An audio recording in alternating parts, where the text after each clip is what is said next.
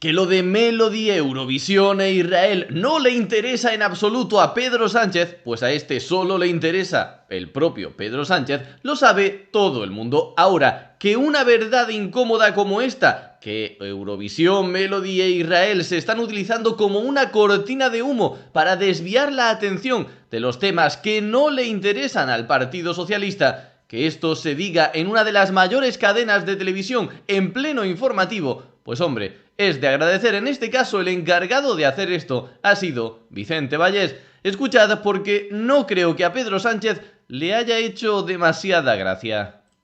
Un elemento determinante para establecer el grado de estabilidad de un gobierno consiste en comprobar en qué medida es capaz de controlar la agenda política.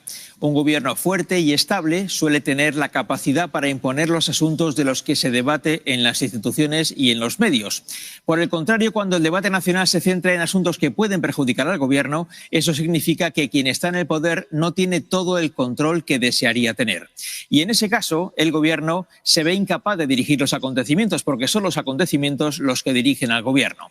Eso ocurre al menos parcialmente desde que empezaron los casos de corrupción. Y eso es lo que ocurre casi por completo desde que empezaron a publicarse los mensajes de Pedro Sánchez con José Luis Ábalos hace ya una semana. Su principal debilidad es, como decíamos antes, que no controla la agenda política y trata de recuperarla lanzando asuntos que ocupen espacio en los medios. Por ejemplo, Eurovisión. Es la representante de Israel que quedó en segundo lugar y que fue la que más apoyos consiguió en el televoto popular en España. Y eso no ha gustado en Moncloa, donde se decidió que los comentaristas del concurso criticaran a Israel y donde ahora lanzan una ofensiva contra los organizadores de Eurovisión. El presidente ha decidido ocuparse en persona de lo que ha ocurrido en Eurovisión, casi como si fuese una cuestión de Estado, y ha planteado la expulsión de Israel de este festival. El presidente quiere expulsar a Israel de Eurovisión y cuestiona el sistema de votación popular que encumbró a la representante israelí.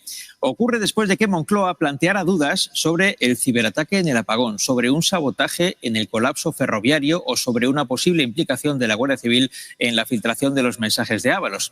Es insultantemente obvio que todo esto no es más que una cortina de humo, sino de qué iba a estar el presidente del gobierno quejándose él mismo en rueda de prensa de la votación de un concurso musical, como si fuese un tema de importancia nacional. Y ojo, que no es el primer año que pasa algo de este estilo. Recordad, por ejemplo, cuando en 2022 se formó la polémica por quién debía ir a representar a España a este chiringuito, a este concurso de música, supuestamente, y esto acabó llegando esta polémica al Congreso de los Diputados. Como si los españoles no tuviésemos problemas más importantes. Mirad, yo no sé si lo de los WhatsApp y todos los casos de corrupción que están cercando al Partido Socialista acabarán por derribar a este gobierno o no. Me gustaría pensar que sí, pero si tuviera que apostar dinero, casi que diría que no. Pero de lo que sí que estoy seguro es de que a Pedro Sánchez no le está sentando bien nada esto. Yo creo que en su cabeza ya debe ir percibiendo más o menos, debe ir entendiendo que a pesar de que él incluso consiga maniobrar para amarrarse al poder todo lo necesario a nivel histórico de cómo lo va a juzgar la historia, bueno, pues está cada vez más obvio que su mandato va a ser una de los capítulos más negros de la historia de nuestro país. Y ojo, esto puede parecer una tontería, pero para alguien como Pedro Sánchez es de suma importancia. Recordad cómo se preguntaba él de cómo le recordaría la historia. Pues imagino que estos días no tiene que estar durmiendo demasiado bien, porque ya va entendiendo cómo lo va a recordar la historia. Por ejemplo, tenemos el caso de la lona esta gigante que han puesto, que le retrata como un capo de la mafia, casos de corrupción, con la palabra corrupto, etcétera, etcétera. ¿Qué es lo que ha sucedido? Que han mandado a los bomberos, yo creo que en menos de 24 horas, a retirar por la noche, de inmediato, la lona. En este caso yo soy de la opinión de Samuel Vázquez, que decía: ¿y si hay orden judicial, que quiero creer que sí, pone esa orden que se haga de noche y con escala de bomberos, con los riesgos que su uso implica, y no por el día, con una empresa que se dedique a esto? Es decir, a mí no me parece raro, sinceramente, aunque no quede bien decirlo, que hayan mandado retirar esta pancarta. ¿Por qué? Porque Pedro Sánchez no está condenado, al menos todavía, de ningún caso de corrupción. Por lo tanto, asociarle con esta palabra, pues bueno, puede llegar a ser un delito. Insisto, como dice Samuel Vázquez, a mí no me extraña que haya una orden judicial que realmente haya mandado y ordenado retirar esta pancarta. Ahora, la inmediatez para hacerlo con bomberos en mitad de la noche. ¿Estamos locos? ¿No será que a Pedro Sánchez le estaba comiendo por dentro cada minuto que esa lona pasaba colgada? Y vuelvo a lo de antes, estas prisas no se justifican porque esta lona, bueno, vaya a ser un problema político para el Partido Socialista en general o para Pedro Sánchez en particular. Probablemente esto no haya hecho que nadie cambie de voto, que ningún español vaya a dejar de votar a Pedro Sánchez por ver esta lona. Ahora, ¿que no le ha gustado que su imagen se vea a esa escala en esa pancarta? Segurísimo que sí. Y vamos ahora con dos noticias que son un auténtico escándalo, que cada una de ellas por separado deberían hacer caer inmediatamente a este gobierno, pero que no nos engañemos, que estando como estamos ya, no pasarán de ser comentadas en algún vídeo suelto de YouTube y poco más. Por ejemplo, esta de aquí. Las víctimas de la talidomida acuden a la justicia por el impuestazo fiscal del Partido Socialista a sus ayudas. Hay tantas cosas mal en esta simple noticia que no sé ni por dónde empezar. En primer lugar, un contexto para quien no sepa qué es esto de la talidomida. La talidomida era un medicamento que hace años estuvo prescribiendo, creo que era algún calmante o algo así, y lo que luego se descubrió era que cuando se lo tomaba una embarazada, luego el bebé salía con malformaciones, por ejemplo, en sus extremidades, por ejemplo, sin un brazo, con los brazos más pequeños, etcétera, etcétera. Esto fue un escándalo, por cierto. También quizás convendría aprender de la historia. Y es que no porque un medicamento esté aprobado por los políticos o las autoridades significa que sea 100% seguro, que hay veces que pasan estas cosas. Por eso, en la medida de lo posible, lo mejor es estar sanos y recurrir a la industria farmacéutica cuanto menos mejor. Y ojo, aquí no estoy siendo radical de que no te tomes ningún medicamento en tu vida. No, estoy diciendo que si puedes comer bien, descansar, que te dé la luz del sol, comer saludable, hacer deporte, etcétera, etcétera, pues bueno, que quizás estamos más sanos que tomándonos 800 pastillas, que parece ser que es el futuro que le espera a esta sociedad. Pero bueno, en cualquier caso ese es el contexto. La talidomida provocó, arruinó la vida a muchos bebés, a muchas familias. Como consecuencia de esto, en el 2018, si no recuerdo mal, en la Ley 6/2018 del 3 de julio, de los presupuestos generales del Estado para el año 2018, se instaba al gobierno a indemnizar a los afectados por la talidomida por una cantidad de 12.000 euros por punto de grado de discapacidad. Es decir, en el 2018, ya salió, o ya se aceptó, que el gobierno tendría que indemnizar a estas familias. En el 2018. Estamos en 2025. Bueno, hay dinero para todo, hay dinero para Broncano, hay dinero para la Belén Esteban, hay dinero para Eurovisión, hay dinero para todos los chiringuitos morados que queráis, pero para esta gente que le arruinaron su vida, que ni todo el dinero del mundo, ni que les dieses 100 millones de euros, le van a recompensar, le van a compensar por ello. Tienen que sudar sangre, sudor y lágrimas. Tienen que pasarse años a través de juicios para que les den la maldita ayuda que ya les pertenece, que ya se la han aprobado.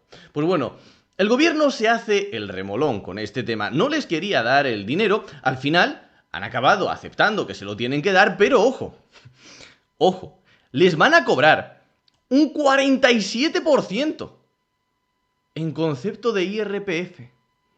Como si les hubiese tocado la lotería con esta indemnización. El gobierno dice, no, bueno, pues si son 10 puntos de discapacidad, son 120.000 euros, por lo tanto a esos 120.000 euros que te voy a dar, le voy a aplicar una retención del 47% en concepto de IRPF, en impuestos. Ya sabes, porque hay que financiar sanidad y educación y ayudar a los más necesitados. Los más necesitados, como precisamente son esta gente. Se va a quedar el gobierno casi con la mitad de la indemnización que les va a pagar a estas personas por arruinarles la vida completamente.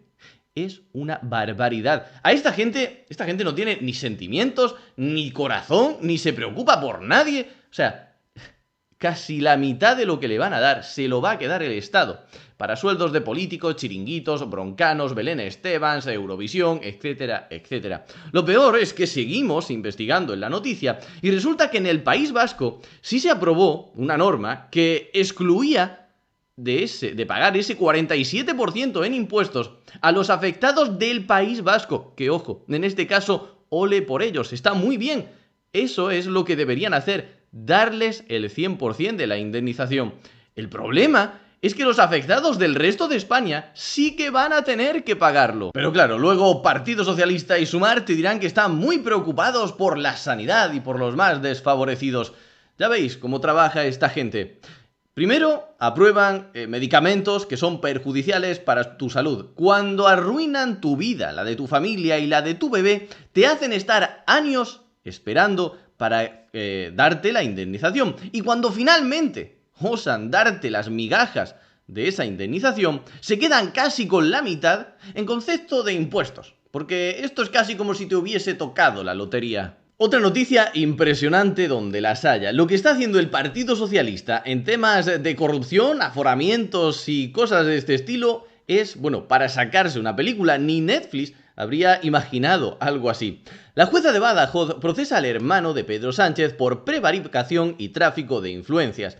Y en todo este caso, en toda esta trama, está metido este hombre, el líder del Partido Socialista en Extremadura, Miguel Ángel Gallardo. Bueno, ¿y por qué la jueza quiere procesar a este buen socialista? Si es como todos los demás. Pues por esto de aquí. Respecto a la figura del expresidente de la Diputación de Badajoz y actual líder del Partido Socialista extremeño, Miguel Ángel Gallardo, la jueza también ha decidido procesarlo. Sobre Gallardo, la magistrada dice que debió tener intervención directa en la contratación del hermano del presidente del gobierno, a petición de persona o personas relacionadas con el entorno más cercano, que conocían la profesión de este y que él mismo carecía de empleo estable. Es decir, en resumen, que está metido en todo el caso del hermanísimo de Pedro Sánchez. Bueno, pues, ¿qué es lo que va a hacer el Partido Socialista? Esto de aquí. Una diputada extremeña renuncia a su acta y deja vía libre a que Gallardo pase a ser aforado.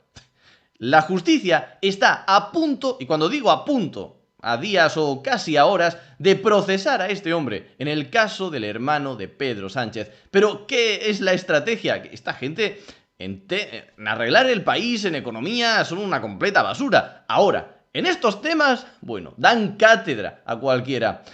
Lo que se ha inventado el Partido Socialista es que una diputada extremeña renuncie, ojo, y no solo eso, también hay más.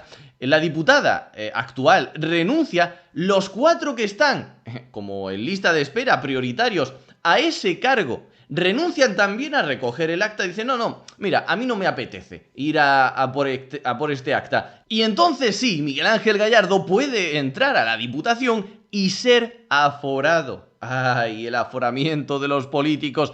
Entonces la jueza ya no puede procesarle, porque claro, es un aforado y está protegido, porque ya sabemos que todos los españoles somos iguales, pero unos más iguales que otros, principalmente si estás afiliado al Partido Socialista. Mirad, así lo contaba El Mundo. Sobre la bocina, el movimiento anunciado ayer por Miguel Ángel Gallardo, secretario general del PSOE de Extremadura, de presentar su dimisión como presidente de la Diputación de Badajoz y pasar a ser diputado en la Asamblea, lo que le otorga el aforamiento judicial, se produce justo en el límite en que la jueza Beatriz Viedma dicta el auto de apertura de juicio oral en el caso de la contratación de David Sánchez, el hermanísimo del presidente del gobierno, según la calificación de varios testigos, donde está imputado por prevaricación y tráfico de influencias. La magistrada, en el punto de mira de los investigados por su contundente investigación durante todo el proceso de instrucción, que está a punto de cumplir un año, ha recibido esta semana, los escritos de la acusación popular. Desde este mismo momento, Viedma ya puede oficialmente decretar la apertura de juicio oral, y justo desde el momento en el que lo hubiera redactado y firmado, cuestión que todavía no se ha producido, Gallardo ya no hubiera tenido la posibilidad de apartarla del caso y que este pasara, como parece que va a ocurrir, al Tribunal Superior de Justicia de Extremadura, que es el órgano en el que recaerá la causa en cuanto el actual presidente de la Diputación alegue que él está aforado. Es decir, en resumen, ha estado a escasas horas de que le abran juicio oral y a partir de ahí, aunque se aforase después, tendría que ser juzgado por esta jueza. Pero no, han sido rápidos, se han movido bien, van a alegar que están aforados y por lo tanto no van a poder ser juzgados por ella, no va a poder ser juzgado por ella. Como no, esto va en el ADN socialista, me estoy refiriendo a que ellos no mienten, sino que simplemente cambian de opinión. Y es que Gallardo siempre había defendido que entraría en la asamblea cuando el proceso judicial hubiese terminado. En cambio, bueno, ahora no miente, sino que cambia de opinión y quiere entrar rápidamente en la asamblea precisamente para influenciar, para torpedear este proceso judicial. Así respeta el Partido Socialista la justicia. Y dos cosillas rápidas para terminar. Por ejemplo, la Guardia Civil investiga el desvío de fondos de la Unión Europea en la compra de votos del Partido Socialista. Sí, hay casos abiertos, casos reales, no bulos de internet, casos reales de compra de votos por parte del Partido Socialista y ahora además parece que se está sospechando que esos votos se compraron con dinero de los fondos europeos. Aunque bueno, lógico, supuestamente si eso se hubiese producido así, te digo, lo van a pagar de su bolsillo, claro que sí. España, el país europeo que más castiga invertir en vivienda y el sexto que más grava el alquiler. Es decir, el gobierno da ruedas de prensa diciendo que está muy preocupado porque los jóvenes no puedan adquirir una vivienda, porque no podamos pagar el alquiler. Pero luego, por la puerta de atrás, te fríen a impuestos, te saquean como nadie. Pero bueno, viendo el caso de las víctimas de la talidomida, pues no nos vamos a extrañar. En cualquier caso, ¿por qué estará el Partido Socialista tan tranquilo machacando la vida día sí día no de los españoles? Pues quizás por cosas como esta, porque quizás está preparando su nueva hornada de votantes. España ha aumentado la población extranjera en 2,5 millones en los últimos 5 años. Y no sé, llamadme loco, pero quizás a muchos de estos nuevos millones de inmigrantes no le preocupa demasiado el caso del hermanísimo de Pedro Sánchez, sino que otras cosas en los que tienen más sintonía con el Partido Socialista. Muchas gracias por ver el vídeo, darle a like y suscribirte para apoyar este pequeño proyecto. Como siempre, nos vemos en el próximo vídeo.